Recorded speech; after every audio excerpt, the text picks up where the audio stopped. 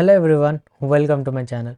So already ఎవరైతే Android development సిరీస్ని follow అవుతున్నారో అన్ని వీడియోస్ లైక్ కాట్లిన్ నుంచి మనం ఏవైతే యాప్స్ కూడా క్రియేట్ చేసామో యూఐ ప్రాక్టీస్ కోసం వాళ్ళ కోసం ఒక ప్రాజెక్ట్ ఇది. ఓకే, సో ఈ ప్రాజెక్ట్లో నేను జస్ట్ ఎక్స్ప్లెయిన్ చేస్తా ప్రాజెక్ట్ ఏంటి, ఎలా చేయాలనేది. కానీ ఇది మీరే ట్రై చేయాలి. ఓకే, 1 డే తీసుకుంటారా, 2 డేస్ తీసుకుంటారా, 3 డేస్ తీసుకుంటారా, మీ ఇష్టం.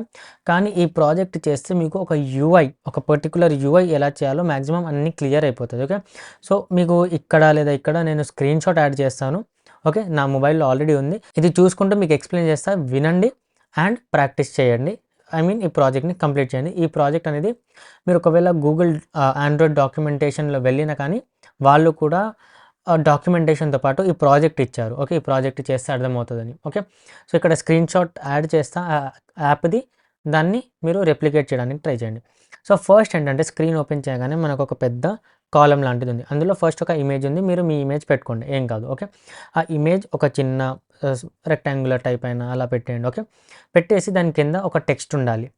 నార్మల్గా మీ పేరు పెట్టండి, దాని కింద ఆండ్రాయిడ్ డెవలపర్ అని ఒక టెక్స్ట్ పెట్టేయండి. ఓకే, ఇక్కడ సంథింగ్ ఆండ్రాయిడ్ డెవలపర్ ఎక్స్ట్రాడినరీ అని సంథింగ్ ఉంది, నాకు అర్థం కాలేదు. కానీ మీ పేరు అండ్ ఆండ్రాయిడ్ డెవలపర్ అనే రోల్ లాగా, లేకపోతే junior Android developer, senior Android developer అని అలా పెట్టుకోండి.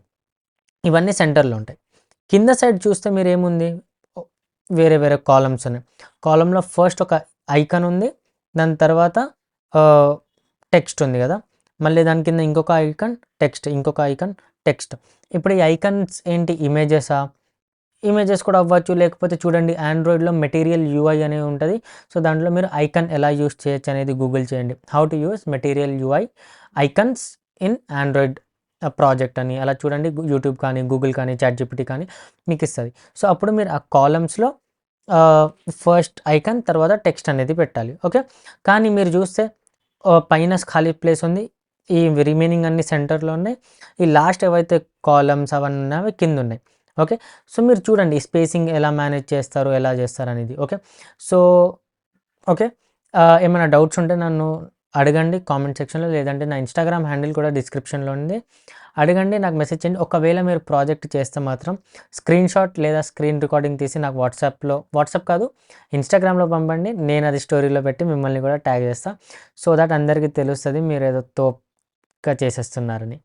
సో పక్కా ప్రాజెక్ట్స్ చేయండి, అప్పుడే మీకు రియల్గా వస్తుంది. మీరు ఎన్ని వీడియోస్ చూసినా, నా వీడియోస్ చూసినా, ఎన్ని యుడెమీ కోర్సెస్ చేసినా కానీ మీరు ఓన్గా ప్రాజెక్ట్ ఆలోచించి చేయకపోతే మీకు ఏ డెవలప్మెంట్ కూడా రాదు.